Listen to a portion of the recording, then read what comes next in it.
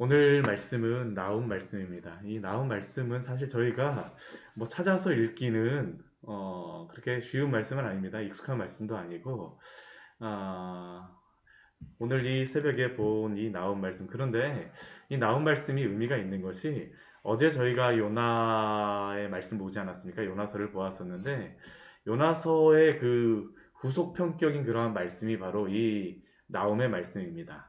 왜냐하면 요나서가 쓰여지고 난 다음에 한 100년 정도 지난 후에 쓰여진 말씀이 바로 이 나훔 말씀인데, 성경을 보면 그 이방 민족을 향해서 대상으로 그 쓰여진 성경이 많지 않습니다. 몇 개가 되질 않는데 그 중에 한 세 권 정도가 있습니다. 요나와 나훔과 그리고 오바댜서, 이 세 권인데, 오바댜서는 에돔에 대한 그러한 그 예언에 대해서 쓴 성경이고, 이 요나와 나훔은 공통적으로 다 어떤 민족에 대하여서, 어떤 나라에 대하여서 이 말씀을 쓰게 하셨냐면 바로 아수르에 대하여서 쓰게 하신 것입니다. 아수르.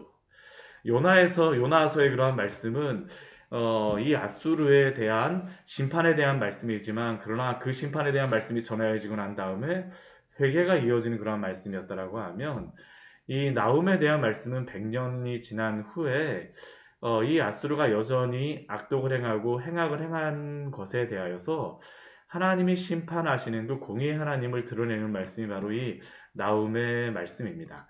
오늘 말씀을 보면 그래서 1절 말씀은 이렇게 시작하고 있습니다. 니느웨에 대한 경고, 곧 엘고스의 사람 나훔의 묵시의 글이라. 니느웨에 대한 경고. 이 요나에서도 니느웨에 대하여서 말씀하셨던 것인데, 나움도 동일하게 니느웨에 대한 경고입니다. 그리고 그 나움의 선지자 이름이 의미가 있는데, 나훔이라고 하는 그러한 의미가 우리가 한 번쯤 들어보았습니다. 어디에서 들어봤냐면 가버나움 할 때, 이 뒤에 나움이 나오지 않습니까? 이게 동일한 단어입니다. 나움이라는 게, 가버나움이라는 게 위로의 마을, 그러한 의미로서 그 위로라는 의미가 바로 이 나움이라는 의미인데, 바로 이 나움의 그러한 선지자 이름이가 바로 위로라는 의미입니다. 위로의 선지자. 왜 나움 선지자의 그러한 전하는 이 말씀이 위로가 되어질까요? 그것은 이 아수르가 이스라엘에 대하여서 벌써 북이스라엘이 멸망하고 난 이후입니다.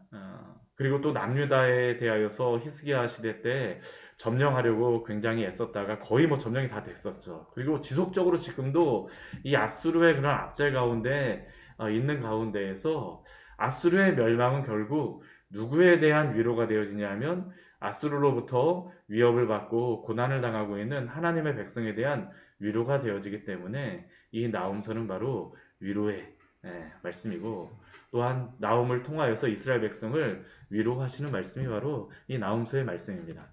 그렇다면 이 나훔서를 통하여서 하나님께서 무엇을 가지고 위로하십니까? 아수르의 멸망에 대해서 말씀하시고 이스라엘의 구원에 대해서 말씀하시죠. 특별히 오늘 1장 말씀을 보게 되면 하나님께서는 자신이 어떠한 분인가라는 것을 보여주심으로, 계시하여 주심으로 말미암아 그 아수르에 대한 심판과 또한 이스라엘에 대한 위로를 말씀하여 줍니다. 우리 2절 말씀을 보면 반복되는 그러한 단어가 있습니다. 그게 무엇이냐면 보복이라고 하는 단어입니다.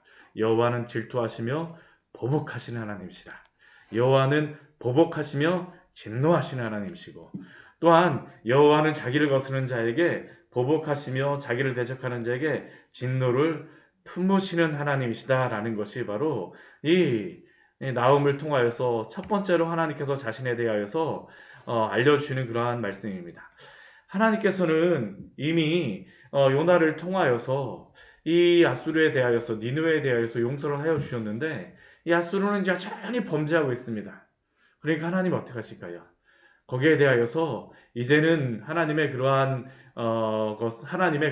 진노와 보복이 임하였다라는 것을 말씀하여 주시는 것입니다. 북이스라엘을 멸망시키고 또한 남유다를 침략하는 가운데에 하나님은 그러한 악독을 계속 행하는 그러한 아수를 향해서 이제는 때가 되었기 때문에 보복하시겠다, 복수하여 주시겠다라고 말씀하십니다. 그러나 하나님이 이렇게 말씀하시지만, 하나님은 니느웨에 대해서 그냥 복수하시는 것이 아닙니다. 보복하시는 것이 아닙니다. 우리 3절 말씀 보게 되면 하나님은 어떠한 하나님이십니까? 여호와는 노하기를 더디하시는 하나님이시라고 말씀하십니다. 이미 많이 참으셨습니다. 우리가 참 이 노하기를 더디한다라는 이 말씀이 사실 이게 익숙한 말씀입니다. 왜냐하면 요나서 4장 2절 말씀에서 여호와는 노하기를 더디하시고 은혜가 많으시고 자비로우시며 인자가 많으시고 이러한 말씀들이 쭉 나왔었는데 거기서 하나님께서 자신의 속성 가운데 노하기를 더디하신다. 참으시는 하나님, 인내하시는 하나님이시라는 것을 이미 말씀하여 주셨습니다. 요나서에서. 그리고 다시 한번 그 나홈서에서도 노하기를 더디하신다라고 말씀하십니다. 그런데 이 요나서의 말씀과 지금 나홈의 노하기를 더디하시는 것은 조금 의미가 다르죠. 요나서에서는 그들이 악독을 행하였지만 회개하는 자에게는 어떡하십니까? 보복하지 않으시고 용서하여 주셨지만 이제 이들 같은 경우 어떻습니까?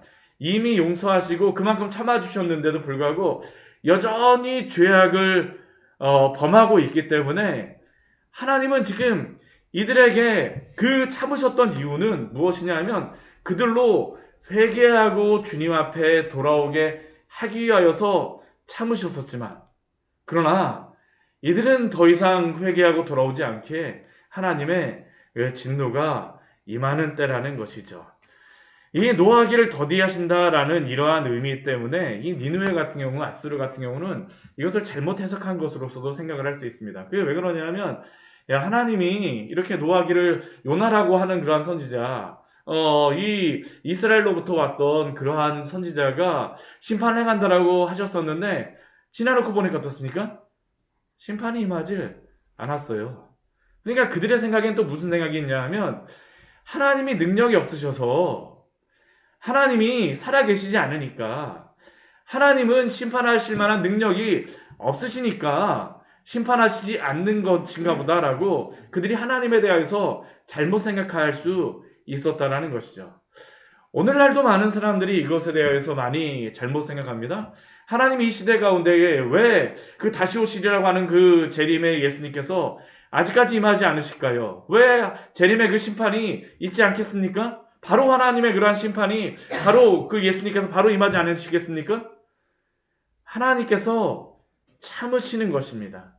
우리 데살로니가후서 3장 9절의 말씀을 보면 이렇게 말씀합니다. 우리 말씀 같이 한번 찾아보도록 할까요? 데살로니가후서 3장 9절의 말씀입니다. 왜 하나님께서 참아주시느냐? 우리 데살로니가 후서 3장 9절의 말씀 같이 한번 읽어보도록 하겠습니다. 이게 데살로니가 후서가 아니네요. 잠깐만요. 데살로니가 전서 3장 9절입니까?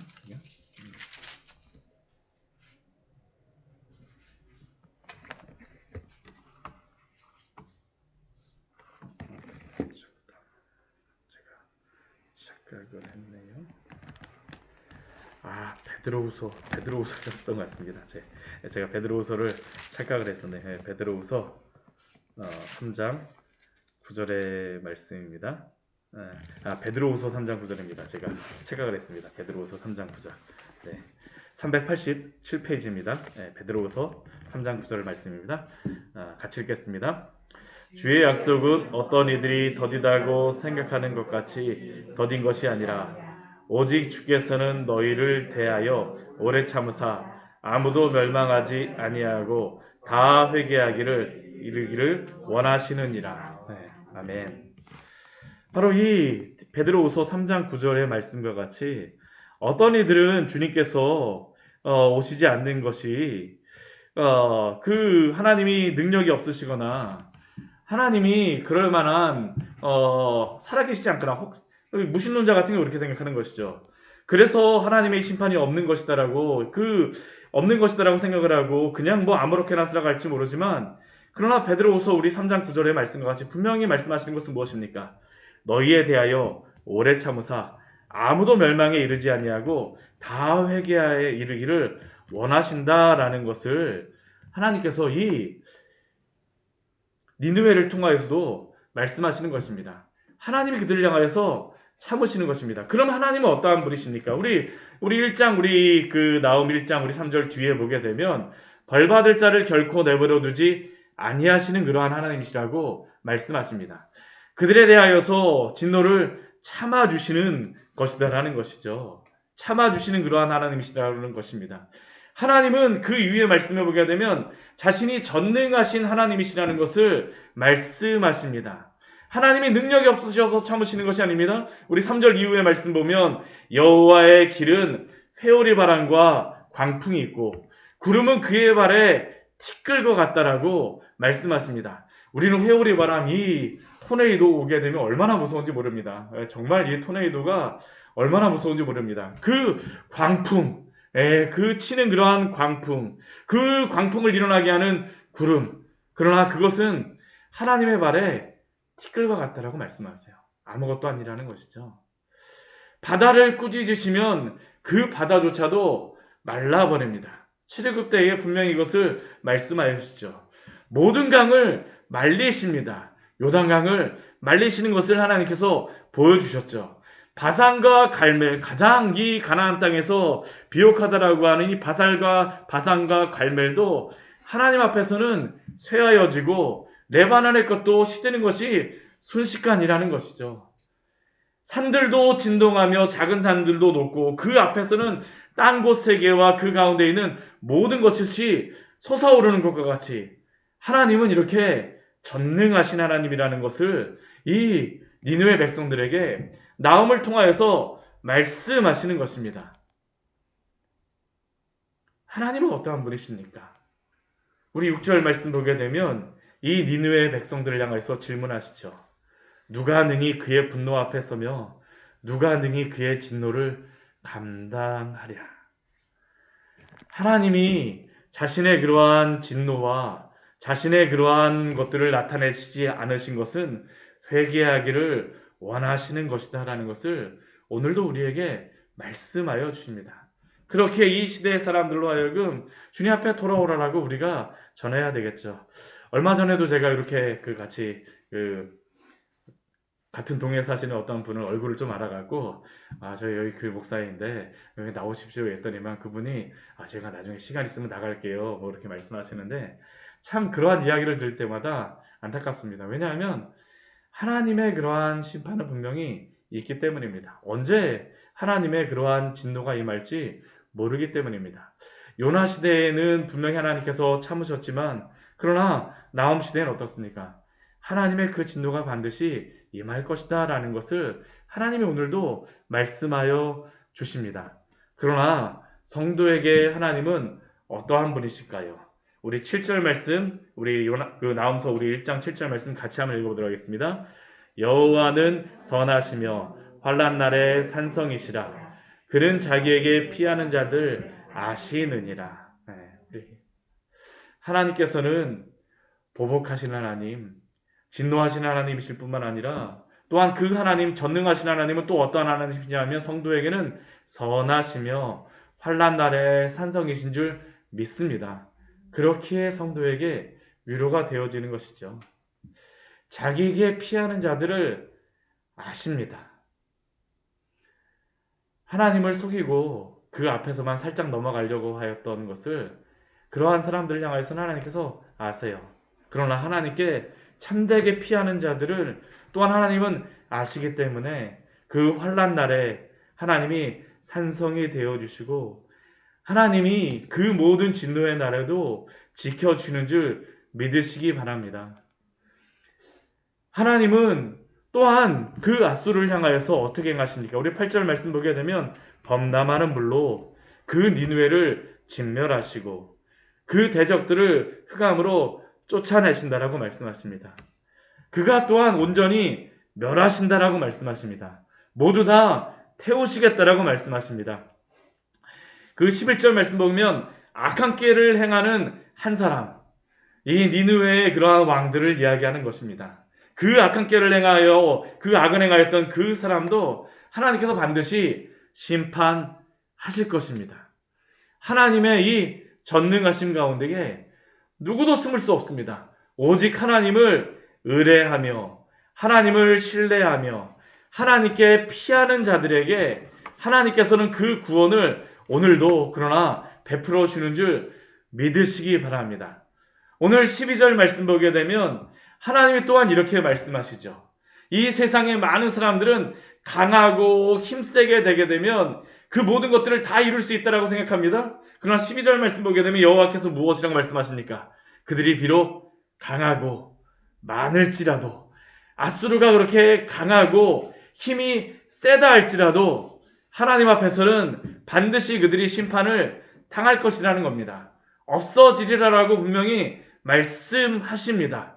그리고 성도에게는, 그를 의지하는 자에게는 하나님이 어떠한 분이 되어주십니까? 우리 13절 말씀 같이 한번 읽어보겠습니다. 이제 내게 지은 그의 멍에를 내가 깨뜨리고 내 결박을 끊으리라. 아멘. 하나님께서는 그 압제를 당하였던 그 이스라엘 백성, 또한 하나님을 의뢰하는 자의 그 모든 멍에, 그 니느웨의 그러한 모든 멍에, 아수르의 그러한 모든 결박을 하나님께서 깨뜨리시고 또한 끊으심으로 구원하시겠다라고 말씀하십니다.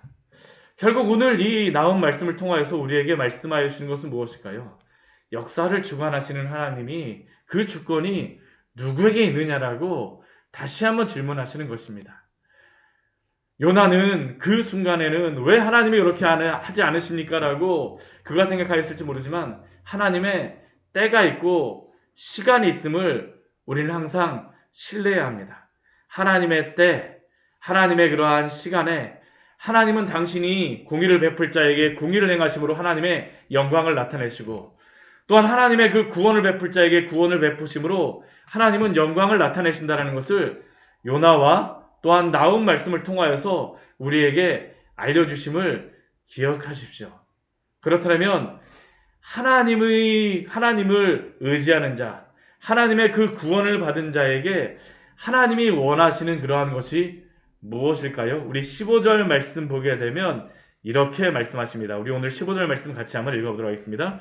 볼지어다 아름다운 소식을 알리고 화평을 전하는 자의 발이 산 위에 있도다. 유다야, 내 절기를 지키고 내 소원을 갚을지어다. 악인이 진멸되었으니 그가 다시는 내 가운데로 통행하지 아니하리로다 하시니라. 아멘. 구원을 베풀어 주신 그 이스라엘 백성 유다에게 하나님께서 말씀하시죠. 무엇이라고 말씀하십니까? 내 절기를 지키고 내 소원을 갚으라 라고 말씀하십니다. 하나님이 왜 이스라엘 백성을 남겨두시고 하나님께서 그 구원의 은혜를 베풀으십니까? 하나님을 찬양하는 백성으로, 하나님을 경배하는 백성으로 하나님을 예배하기 위하여서 그들을 보호하시며 지키심을 오늘 우리에게 말씀하여 주신 것입니다. 왜 하나님께서는 우리를 구원하셨을까요?